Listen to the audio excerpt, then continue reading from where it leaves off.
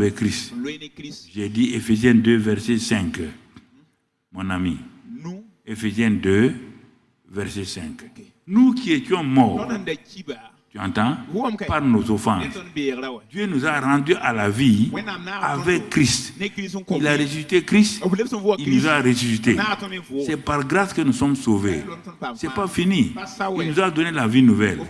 Il nous a ressuscité ensemble. Ensemble. Quand il a ressuscité Christ, nous sommes ressuscités avec lui. Et il insiste et nous a fait asseoir ensemble dans les lieux célestes. Lis Éphésiens 1, verset 20 à 23. Il va lire ça. Il nous a fait asseoir ensemble dans les lieux célestes en Jésus-Christ. Jésus-Christ est assis où? À la droite de Dieu, au-dessus. Et tu es assis là-bas. Toi aussi. Tu es assis là-bas. Donc, même position. Donc, ta position n'est pas une position terrestre. Je vais t'expliquer ça maintenant. Je suis enflammé pour ça. Si tu ne comprends pas. Il me dit, ce qui est né de la chair est chair. Ce qui est né de l'esprit est esprit. Donc, je suis là, je suis chair et esprit. Mais ma position, c'est où? Ma position naturelle, c'est sur la terre. Et c'est mon corps là, par qui Dieu opère. Mais je reçois cette puissance d'où? Je suis assis avec Christ dans le lieu céleste. Maintenant, je suis au-dessus de Satan. Satan est en dessous de moi. Si Satan est en dessous de toi, on t'a dit qu'il a tout mis sur son pied. Et c'est Satan qui est...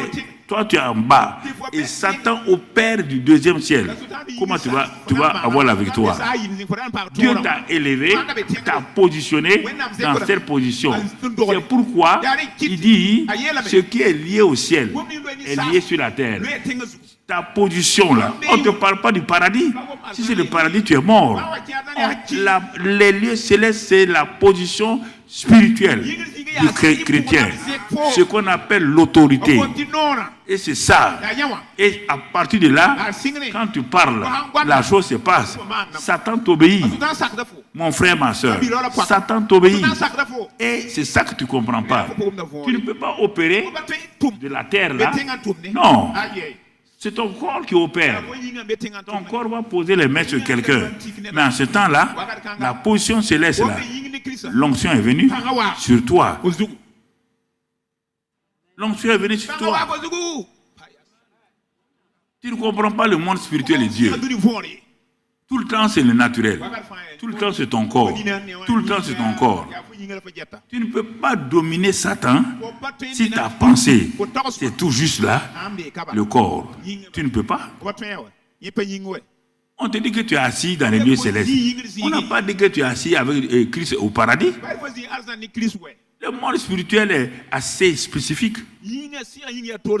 Dieu est au ciel, il est à Bamako. Il est au Kremlin. Il est au Groenland. Le même Dieu là. Il est là partout. Ou bien. Mais tu me regardes comme ça. C'est ça ton incompréhension. Et pourquoi Satan te domine? Il est partout.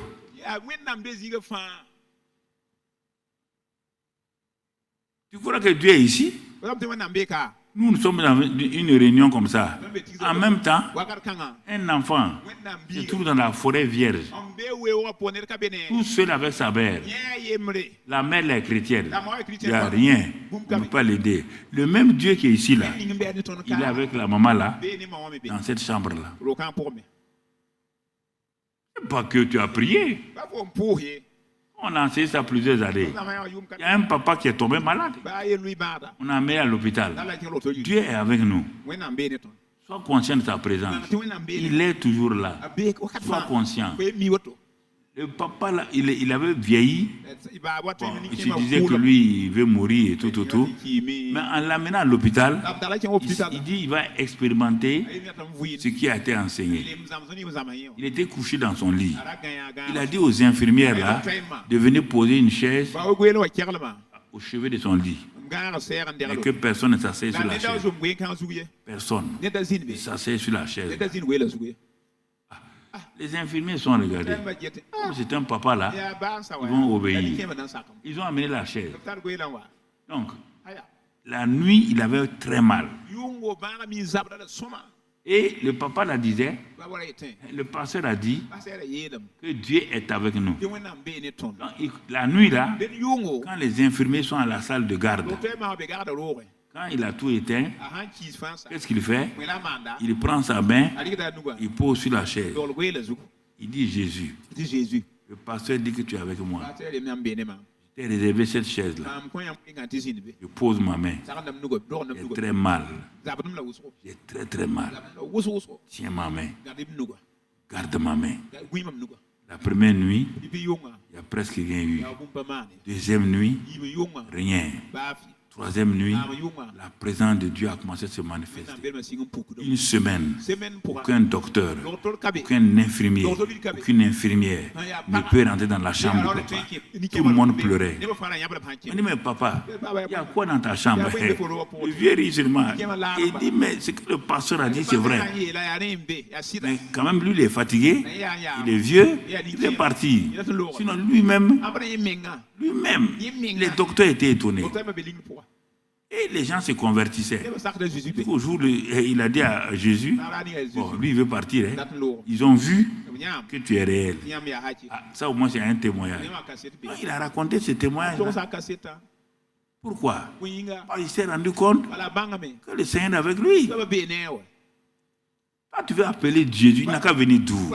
S'il te plaît. Où est-ce que tu l'as laissé? Qui vient en toi? On dit qu'il est en toi. Tu ne crois pas à ça? En toi, là, c'est quoi? C'est pas dans tes poumons.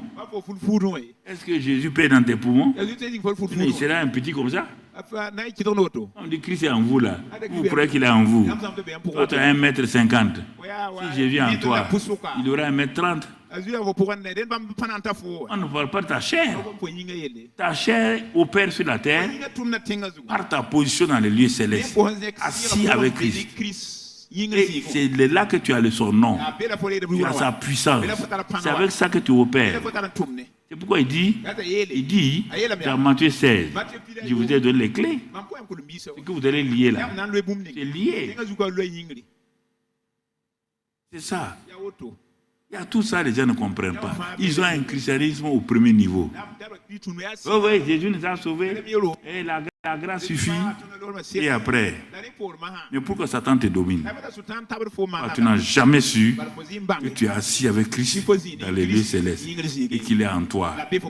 Que partout où tu vas, il t'accompagne. Il ne te laisse jamais.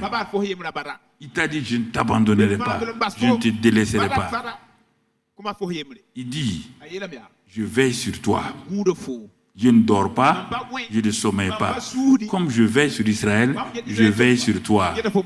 Est-ce que tu as besoin de dire à Dieu la nuit de faire ça? Il a déjà dit que lui il est fidèle. Sa fidélité est grande. Lui il veille sur Israël. Lui il ne sommeille pas. Lui il ne dort pas. Alors s'il veille sur Israël, qui est son serviteur, et toi tu es son fils, on veille sur qui? Le fils ou le serviteur? C'est pourquoi tu as beau parler mal à Satan, il ne peut pas t'atteindre la nuit. Si ce n'est pas vrai, soyez honnête avec vous-même. Quelqu'un qui rentre par les murs, rien ne peut l'empêcher.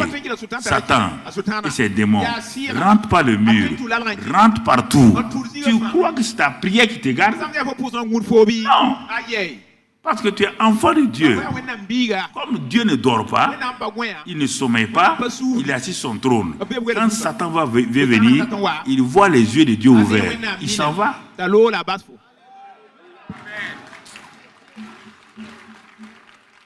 Non, mais je te pose la question. C'est ta prière qui va arrêter Satan? Vous ne comprenez pas ces choses-là. Ah, on a prié toute la nuit. Les gens ont prié toute la nuit. Satan les a tués. Rien ne peut l'arrêter. Rien. Ni le fer, ni le bois. Rien ne peut l'arrêter. Rien. Parce que Dieu est ton Père. Il ne dort pas, il ne sommeille pas. Il te garde. Les fidèles. Grande sa fidélité. C'est ça que tu dois développer. Tu comprends? Alors avec ça, donc cette première prière-là, mon ami, on va le faire dans deux domaines, dans deux phases.